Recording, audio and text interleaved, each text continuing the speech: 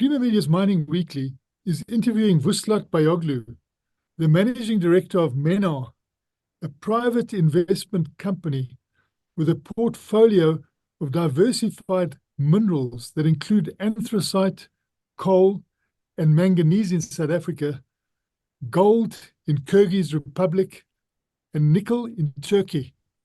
Hi, Vuslat. Mining Weekly would like to kick off this interview by gaining insights into your company's diversification strategy, particularly in the manganese sector. On the manganese front, things are going okay. We actually started East Manganese in 2021, and we've been producing like 30,000 tonne a month, 36.5% manganese content ore, and crushing it and moving it to different customers.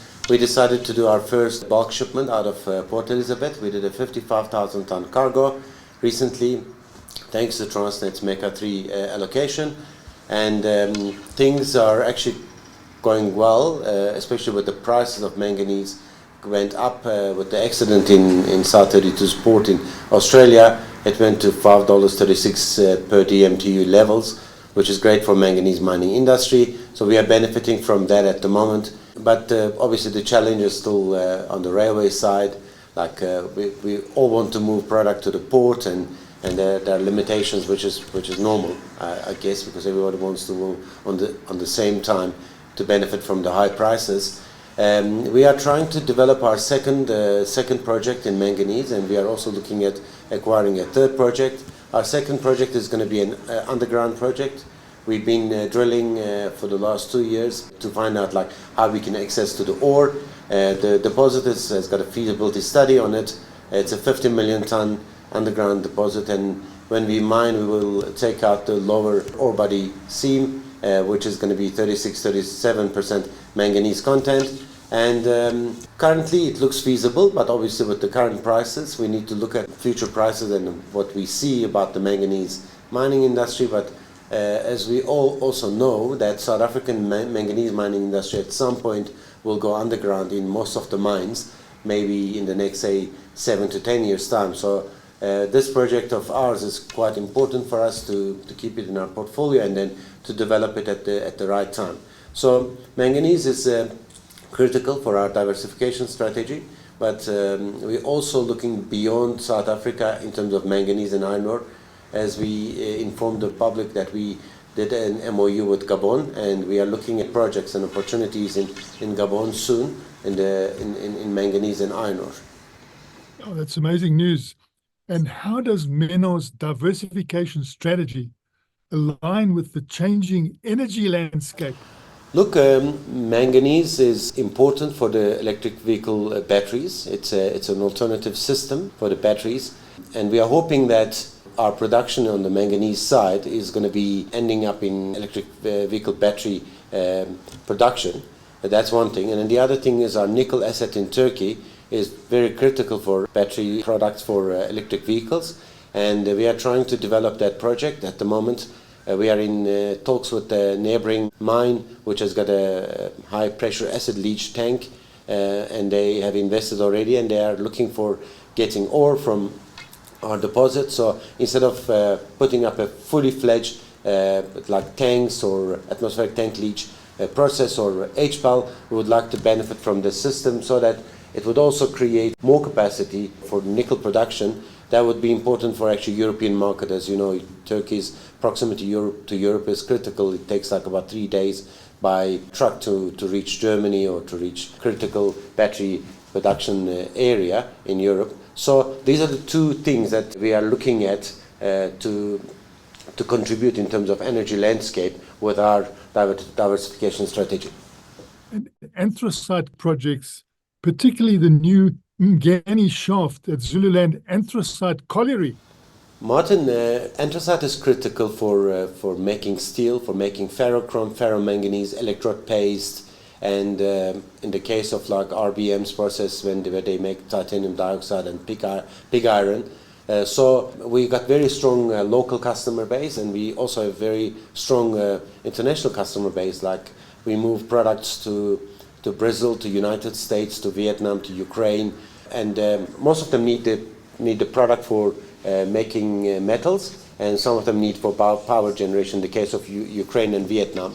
So ZAC is critical for South Africa because ZAC is the only producer of prime anthracite. We are producing 8% ash product, which is very important for Richards Bay Minerals, Alcam, Glencore, Samancor. All these companies are keen on using our products. Hence, a new investment in ZAC is critical because we need to keep ZAC operational. We need to keep ZAC cost-wise viable because it's a very difficult mine geologically.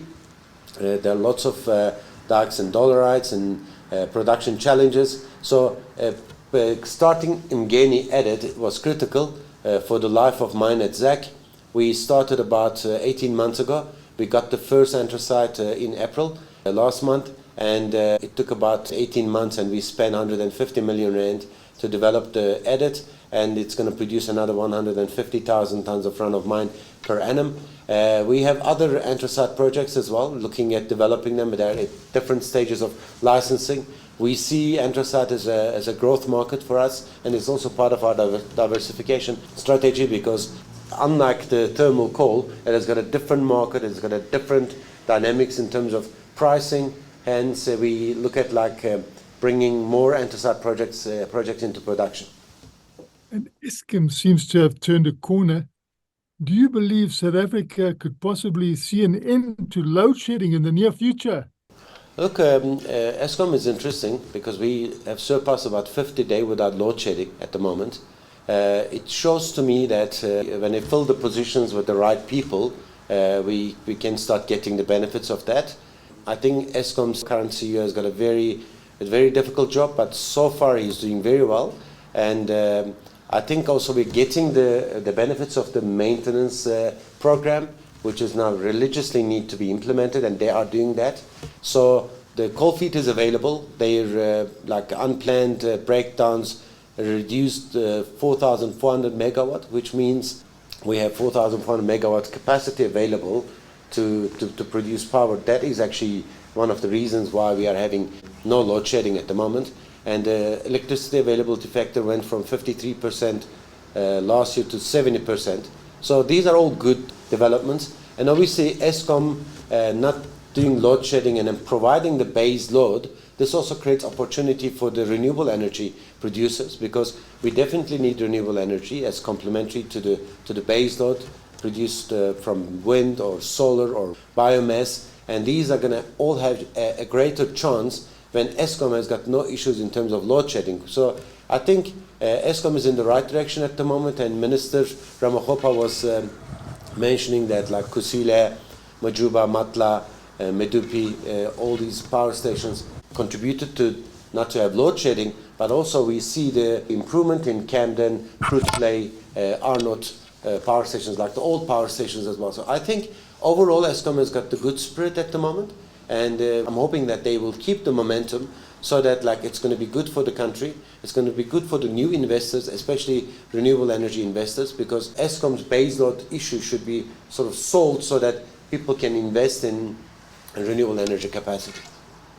And Transnet has improved its performance in terms of rail volumes and revenue. What more, in your view, still needs to be done to ensure its full recovery? Look, again, I think it's like Eskom filling out the critical positions, especially on the CEO of Transnet, CEO of Transnet Freight Rail. These things obviously helped Transnet to improve their service delivery.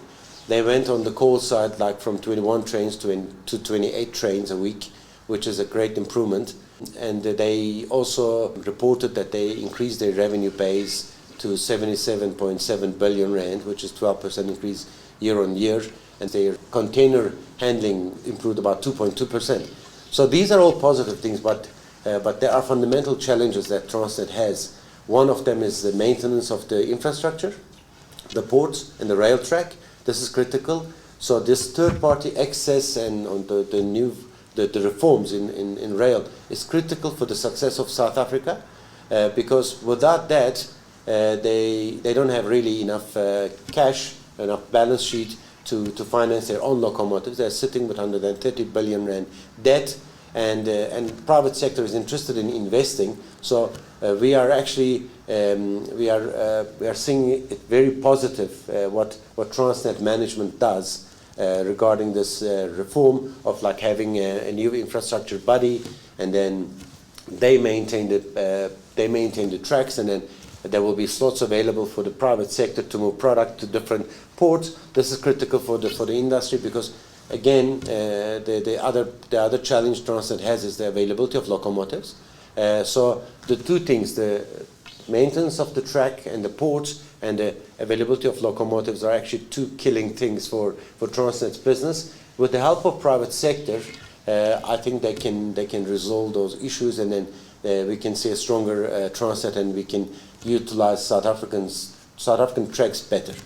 That was Creamer Media's Mining Weekly, speaking to Vuslat Bayoglu, the managing director of Menar, a private investment company with a portfolio of diversified minerals that include anthracite, coal, and manganese in South Africa, gold in Kyrgyz Republic, and nickel in Turkey.